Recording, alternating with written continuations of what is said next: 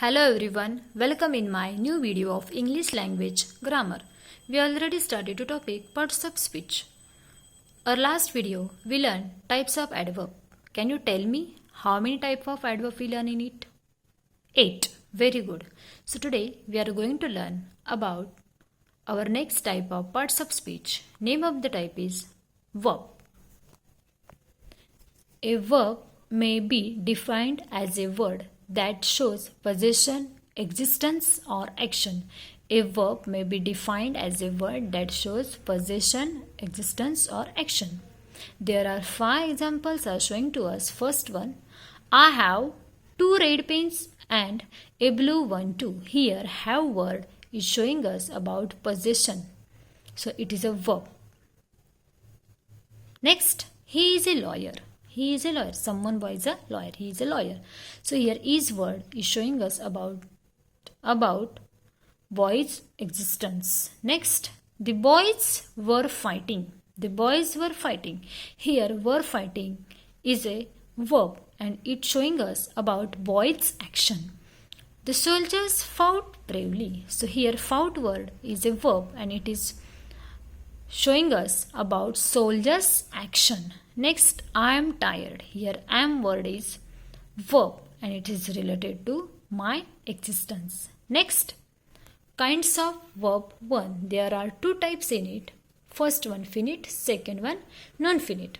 What is called finite verbs? Verbs that are limited by number and person of the subject are said to be finite verbs. I again repeat it. Verbs that are limited by number and person of the subject are said to be finite verbs. There are 2 examples in it. We will start from first. He is a student and we too are student of this school. He is a student. I again repeat it. He is a student. And we too are students of this school. So here is and are. These are 2 examples. These 2 words are showing us its example of finite verbs. Next, my aunt lives in Pune. My aunt lives in Pune. So here lives it is verb and it's showing us it is example of finite verbs. Because our definition tells us verbs that are limited by numbers and person of the subject are said to be finite verbs. That's why lives is also example of finite verbs. Next, non-finite verbs.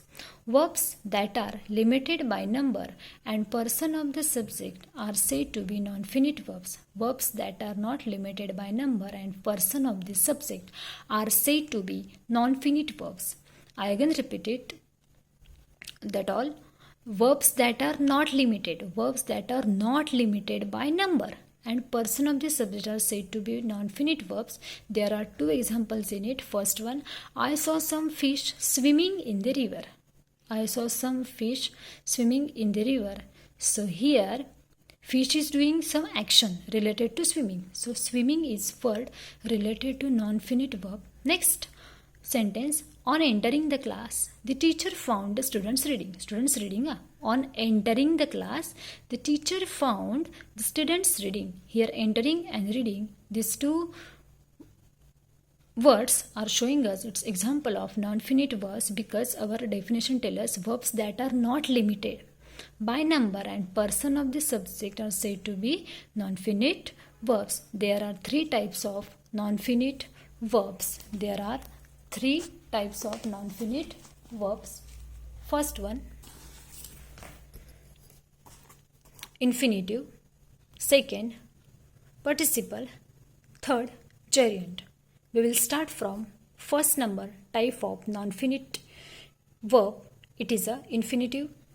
A verb denoting possession, existence, or action preceded by the preposition to and not limited to number and person is known as an infinitive. I again repeat it. A verb denoting possession, existence, or action preceded by the preposition to and not limited to number and person is known as an infinitive. There are 2 examples. First one, he is trying to finish a story. Here 2 word is preposition. Finish is action. Boy's action. He is trying to finish a story. So here to finish is related to infinitive verb. Next, he began to cry. He began to cry. Person is a boy. So here to is a preposition. Cry, action. He began to cry. In this sentence, to cry is a infinitive verb. Next, participle. A verb denoting possession, existence or action in the present participle form into bracket ending in dash ing bracket finish, or the past participle form into bracket generally ending in d, then ed, then n, then t bracket finish, but functioning as an adjective is known as a participle. A verb denoting possession, existence or action in the present participle form or the past participle form but functioning as an adjective is known as a participle. We already learned adjective. Yes or no? Yes. We will start from first number example. What is our first number example? He watched the working seamen. Here, working is underlined. It is a participle. But which present or past participle?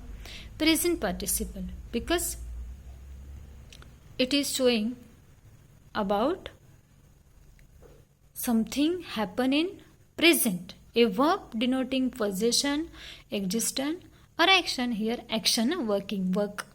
Next, they liked his written stories. Student, do you like stories? Yes, very good.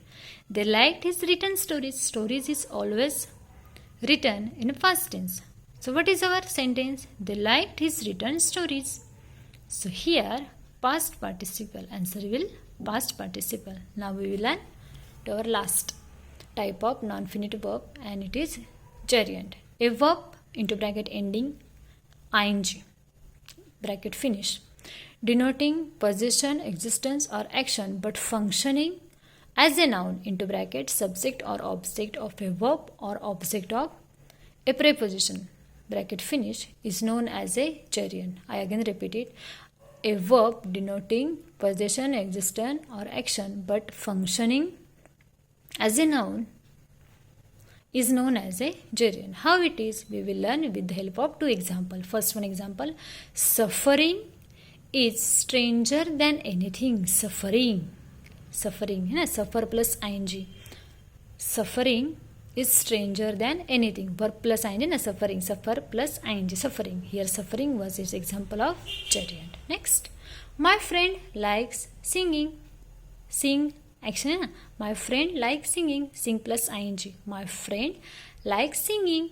So here singing is also example of gerund. Next, we will learn these all non-finite verb. Now we will start our exercise. Question number 1. Identify the non-finite verbs in the following sentences. First one, Dick sat down on a stone to rest. Here, to rest is a non-finite verb. Next, he is trying to finish a story. Here, trying and to finish.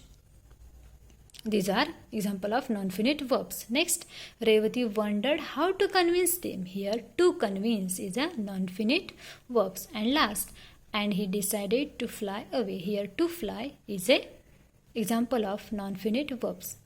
Our today's work is finished, but next video we will learn about more than today's related to verb. Thank you.